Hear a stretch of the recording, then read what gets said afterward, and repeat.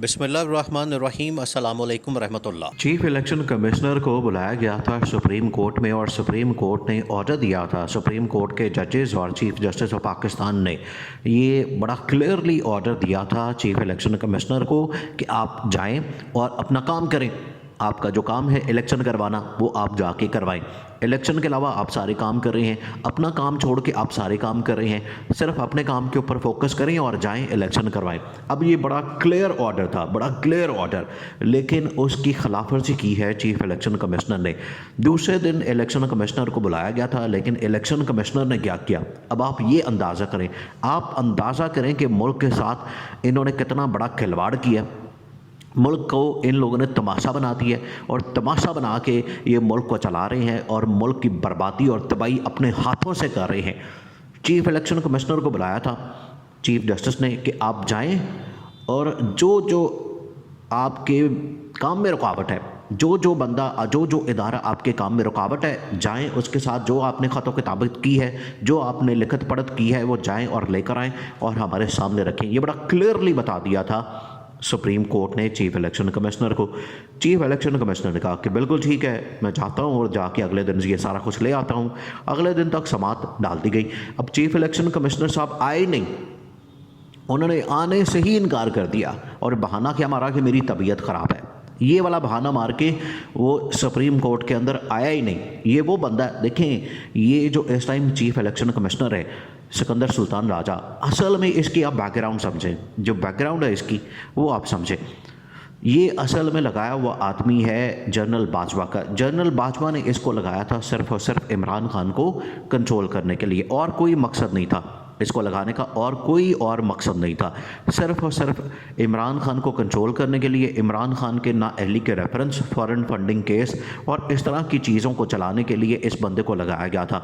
और जनरल बाजवा ने इसको लगाया था सिर्फ इसी मकसद के तहत, और वो मकसद उसने पूरे करने तो थे, लेकिन कुदरत को कुछ और मंजूर था। कुदरत को कुछ और मंजूर था, नहीं तो इनका पूरा प्लान था कि इमरान खान को नाअहल करके, डिस्क्वालीफाई करके हमेशा के लिए सियासत से निकाल दिया जाए। ये फॉरेन फंडिंग केस, तौहीन इलेक्शन कमीशन, इमरान खान के तमाम इलेक्शन जो होते थे उनको डीसीड करना, इमरान खान के इस्तीफ़े मंजूर करना और तमाम चीज़ें।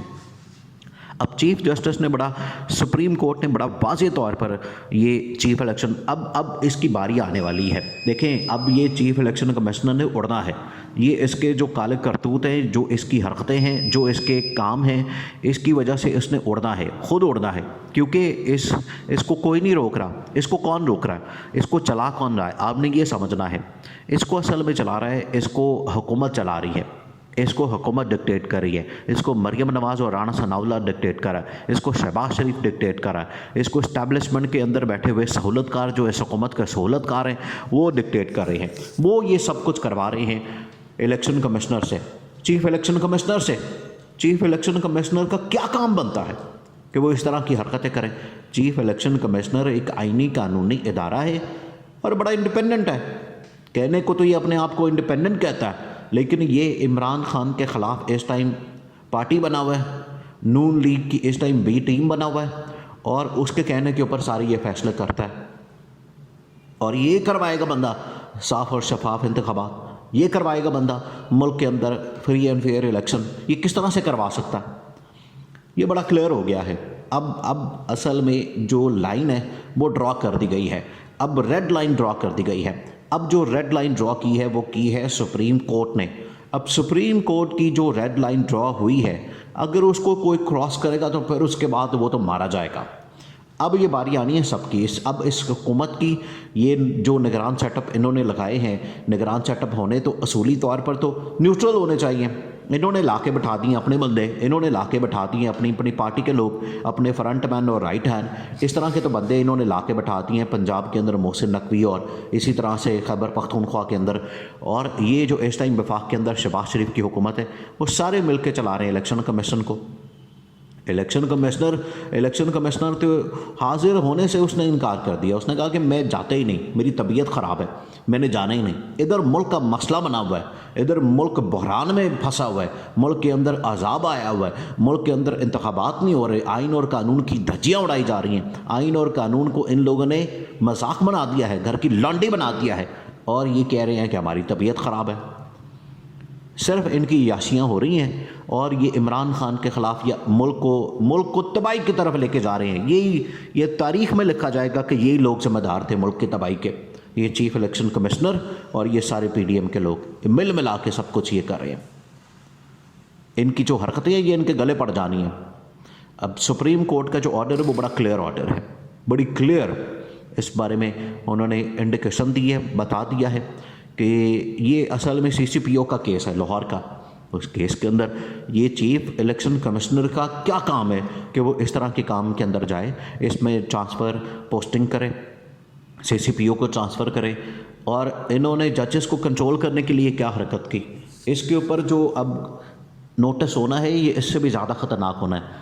अब राणा सनाउल्ला आके हर रोज़ कह रहा है कि हमने FIA को ऑर्डर कर दिया है कि ये जो ऑडियो निकली है परवेज़ इलाही और जस्टिस मुज़ाहिर अली नकवी की, इसकी तहकीकात होनी चाहिए, इसकी इन्वेस्टिगेशन होनी चाहिए और पता लगना चाहिए कि इसके पीछे कौन है। भाई इसके पीछे आप हैं और कौन है? ये सारी रिकॉर्डिंग आप लोगों ने की हुई है और कौन है इसके पीछे? ये सारा कुछ करना कराया आप लोगों का। ये सिर्फ आप एक बेस बना रहे हैं, ये आपके पास आप पूरा माफिया की तरह ऑपरेट करते हैं। ये सिर्फ आप लोग हैं ताकि हम जजेस को कंट्रोल करें। जो जज भी इंडिपेंडेंट होके, जो जज हक और सच की बात करेगा, जो जज आइन और कानून की बात करेगा, उसके ये पीछे पड़ जाते हैं।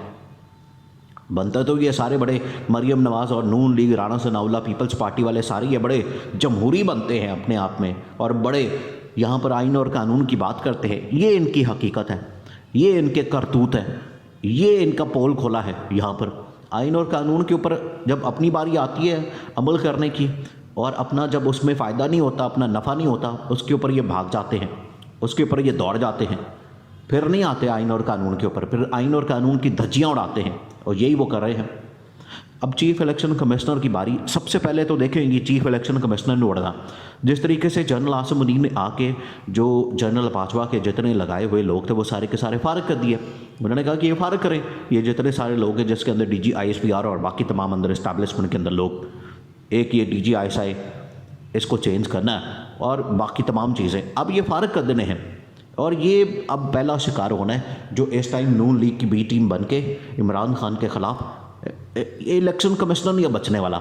सुप्रीम कोर्ट इसके पीछे पड़ गई है, सुप्रीम कोर्ट ने नहीं अब छोड़ना है इसको। ये जितने मर्जी अब बहाने मार लें, जितनी मर्जी फुर्तियाँ दिखा दें, जो मर्जी कर लें, अब ये जो भी करेंगे ये इनके गले पड़ जाना है, ये इनके गले फिट हो जाना है। ये अब दौड़े लगाएंगे और आर्टिकल 6 अब इनका पीछा करेगा। आर्टिकल 6 ये इतना ख़तरनाक, ये इमरान खान का कार्ड था जिसने इमरान खान ने कहा था कि मैंने इनकी नींदें हराम कर देनी है।